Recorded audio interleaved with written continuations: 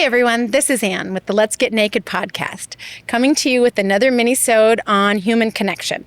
For this episode, we're going to be talking about community over isolation and remembering your tribe. I'm here with Casey today. I'm going to do my little rant, and then we'll talk a little bit about how that ties in.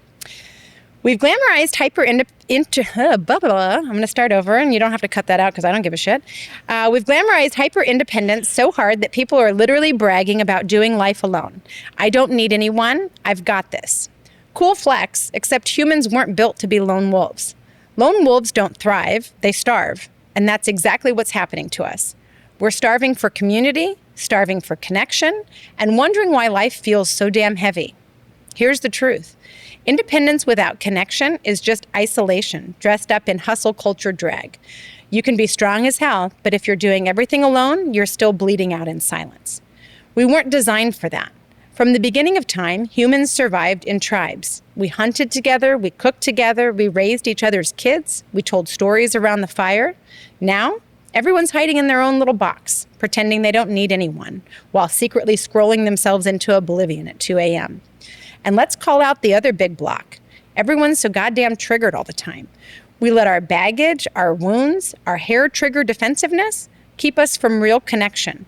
One wrong word, one sideways glance, and boom, we're out. Walls up, connection shut down. Newsflash, that's not strength, that's self-sabotage. If your triggers are running your relationships, you're not protecting yourself. You're isolating yourself. Fix your shit. Community isn't optional, it's oxygen. Your tribe doesn't have to look like family. It doesn't have to look like church.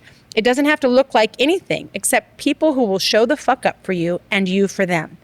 People who will call you out, call you in, and call you when you've gone too quiet. Stop buying the lie that independence equals strength. Real strength is letting yourself lean. Real strength is sharing the load. Real strength is dealing with your own triggers so they don't cost you the tribe you desperately need. Because the bottom line, tribe isn't just a nice to have, it's the difference between surviving and actually living. So this one is big, and we were just talking about this on the last episode about just the isolation. Yes. You know, when I say in there like lone wolf and whatever, I don't mean to tell that to people who really are more loners in their journey in life, because I get that, and I don't have any issues with that. That's not where I think the problem is. But we are meant to connect, whether that be with a very, tight-knit family that you have or just a few friends. Mm-hmm. We're meant to have that connection. There's something in that I think is extremely important. So when you talk about isolating and really kind of, not connecting with other people, that feels dangerous to me, because we get in our own fucked up heads and we let that Darla, for those that are listening, Darla is that your mind left unchecked, right? If you're not in a community, you don't have anybody to kind of have a gauge to check that against. Yeah. I remember when I was in that place and I just kept spiraling down, and it's very lonely. You think you want to be alone until you're actually having to fucking deal with shit by yourself and figure it out. Yeah. It's miserable. What does that look like for you? When you talk about, if you don't mind sharing, when you talk about, being at that place where you are spiraling down and whatever, what was it that made you kind of realize I've got to plug in, I've got to connect somehow, or was that even a realization that you had? Or I think I had that realization, but I don't think I was ready to do anything about it because it was scary and I didn't know what to do. I didn't know where to turn, how to fix my life until we've always kept in touch when, I haven't been working for you, and you just reaching out was everything. It pulled me up from the trenches. Like I was gone, Anne. Yeah. I was gone. Yeah. And I needed somebody, and I didn't realize how much I needed that. For our listeners, I would take this as a challenge to really understand how important that connection is. When you think about someone, maybe it's someone that you don't talk to all the time, or maybe it's someone that, for whatever reason, you're just getting a little bit of a whisper or a little bit of a poke of like, oh, I wonder what Julie is doing, or I wonder what whatever. Send that text. Yeah. Send that, or make that phone call, or whatever that connective piece is between you and somebody else. Because I think a lot of times people think, oh, I don't want to bother them. Mm-hmm. But what's wild about it is the more that I've gotten tuned in with myself, the more that when the universe nudges me that says, send Casey a text or make a phone call or whatever it is, right? I'm super weird, and so I do weird things like photocopy articles out of magazines and fucking mail them to my friends. I realized recently that that's really weird. And I don't care. Like we've just talked about weird being a compliment in my world.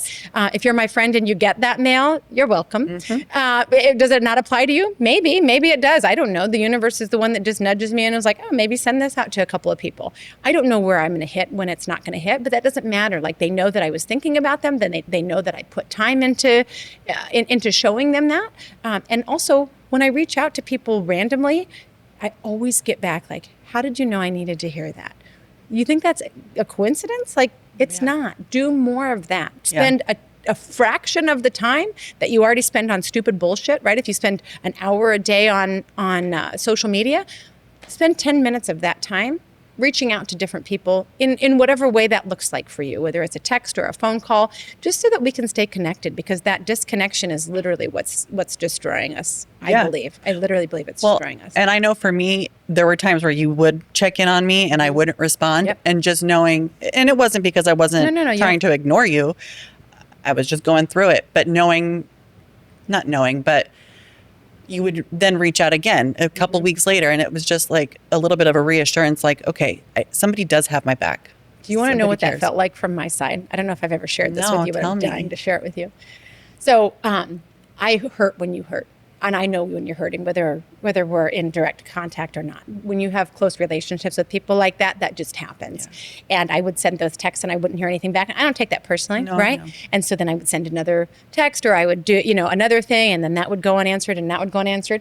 And when I lived on that house on Hummingbird, and I reached out and you reached back up, it literally felt like you popping your head above water. And I was like, ha, I got her.